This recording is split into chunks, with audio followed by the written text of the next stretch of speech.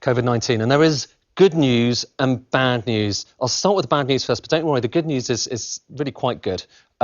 The bad news is, though, cases are rising. This line just shows you daily cases across the UK. Obviously, you can see that spike that we had in the winter, almost like two waves there, and that's the Kent variant in particular, the one that's kicking in December and January. But what you can probably just about make out is on the far right-hand side, that's where we are right now. So growth rate doesn't look like much, does it? But the key thing here, and you'll remember this, is we need to look at this with a logarithmic axis, which kind of displays the same data but just gives you a sense of the growth rate. And here, same data, exactly the same data, but it's logarithmic scale, which basically shows you the steeper those lines are, the faster they're growing. And cases are going up, not quite as steep as they were a couple of weeks ago, but nonetheless going up pretty sharply. And the big question is whether that turns into more hospitalisations and more death. Now, that's not the only thing, obviously, that could go wrong with catching COVID. There are lots of cases of long COVID as well. But for most of this pandemic, we've been really worried about that turning into levels of death further down the line. But here's the thing. This might well prove to be the most consequential chart of all. All these bars are showing you is case fatality rates. It's the percentage of people who get the disease who go on, sadly, to die later. And we've got different variants here. So you've got the Kent variant on the left. That's the Alpha, Kent. We now call it Alpha, but it used to be called Kent. Then you've got the Beta in the middle. That's the South African variant. And look at them, both of them. So 2% for Kent. So that's 2% of people who get the Kent variant eventually go on to die. Then with Beta, 1.5%. But have a look at Delta. This is the Indian variant, and see where that comes in comparison. Just look how low it is. 0.3% of those who get Delta are going on to die at the moment. Now, it's early days, OK? We've only got a few numbers for this, like a few weeks' worth, a few months' worth to look at. But so far, that is really encouraging. And it's not because the disease has got less virulent. You know, all of the other evidence suggests that it's pretty much as virulent, that it's potentially as lethal. But it's obviously vaccinations. More people being vaccinated at that point means that fewer people are dying as a result of that. And that extrapolates into this chart. I was showing you this a second ago. Cases, let's put deaths up against it and see if you can notice a pattern. So you can see for most of this pandemic, those two lines have been really correlated with each other. You can see the winter wave and there are deaths. And obviously they happen kind of, later than cases. So I'll move that deaths line slightly back a bit. It's 14 days back, so you can just see. And what you can perhaps just make out on the right-hand side is, look, there is a gap opening up between cases and deaths. This is the good news story. It doesn't look like cases are turning into deaths in anything like the way that they were previously. But of course, deaths happen some way down the line if they do indeed with COVID. What we need to look at as well as that is hospitalisations to get potentially an early sense of where we may be heading. So same chart again. And what I'm going to do is just plot hospitalisations on it. Right now, by the way, cases up to about 12,300. Hospitalisations, where are they?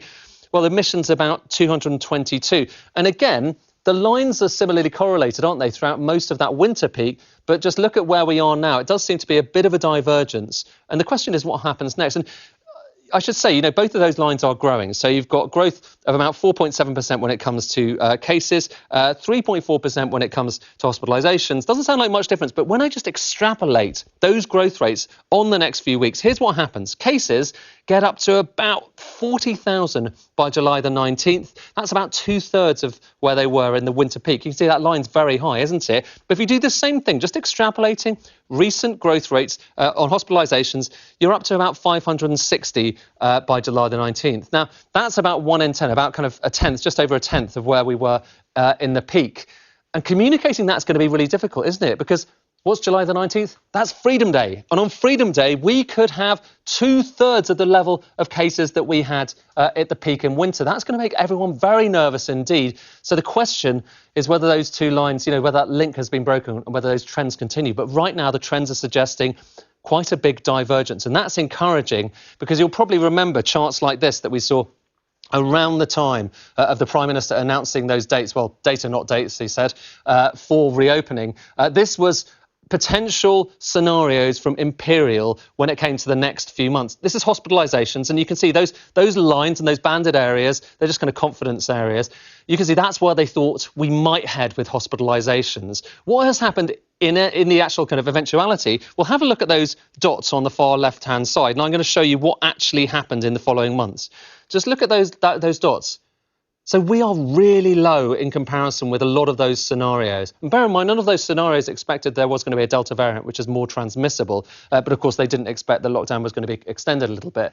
But even so, we are about in line with, if not totally slightly below, that best case scenario. So that's really encouraging. It goes back to that last chart I showed you a moment ago. It's not just cases. We need to look at hospitalizations because that's really important when it comes to actual outcomes for people.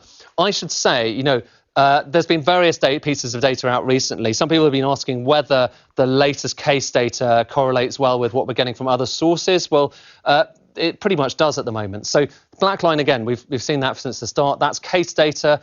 You can see it's starting to go up a bit. That slightly bluer line, the lighter blue line, that's the latest ONS survey data, so a better measure of what's going on with infections across the UK. Again, I've just put them on different axes so you can see the correlation, and they're still pretty well correlated. ONS actually, it suggests it's rising at the moment, but not quite as fast as the data we're getting on the dashboard each day. But nonetheless, it is starting to pick up according to the ONS.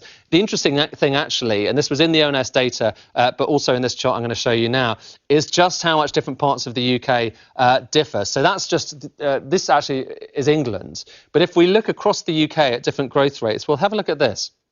This is just showing you COVID case rates. And just look, Scotland is seeing case rates rising far faster than many other parts of the UK. England in second place, as it were, and then it's not a race you want to win, obviously. And then Northern Ireland and then Wales at the bottom there. But you can see all parts rising at the moment. But as I say, cases aren't everything. We really need to focus on other things. And actually, you can go down wormholes on this, and you've got to be a bit careful when you look at these numbers because, for instance, there was a chart recently doing the rounds about how it looked terrifying for the UK because our cases are going up so fast and everyone else in Europe is going down.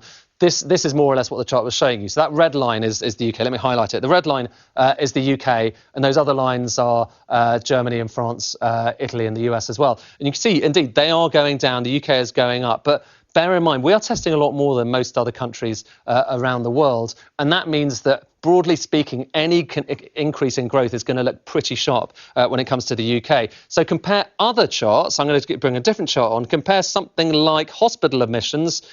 And while the UK certainly is rising, it doesn't look like we're kind of going up into the stratosphere like it might have looked in the other chart. In fact, we're going up, but relatively gently at the moment. You saw that previous chart I showed you. This is just comparing it with countries around the EU. Same thing with deaths. In fact, with deaths, we're well below most other countries that are kind of focused on here. It's worth bearing all of this in mind because the hope is that we have potentially broken that chain. And what's really happening right now is this thing. This is just showing you how much of the Delta variant, that Indian variant, there is in various countries around the EU. And what you can see from this is that the UK had that increase about a month or so before everyone else. But now you're starting to see other countries starting to get more of the Delta variant. Sweden, Spain, Germany and the rest are starting to pick up.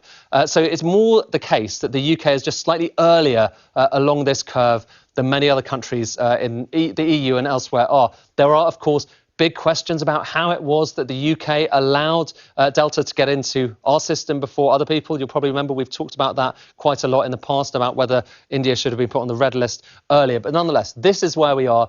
And like I say, although there is something worrying in seeing cases going up, and although for many people, they could still lead to other consequences, for instance, long COVID, nonetheless, the good news is that link between cases and hospitalizations and deaths does seem to be weakening. We'll keep you up to date on how that evolves in the next few weeks.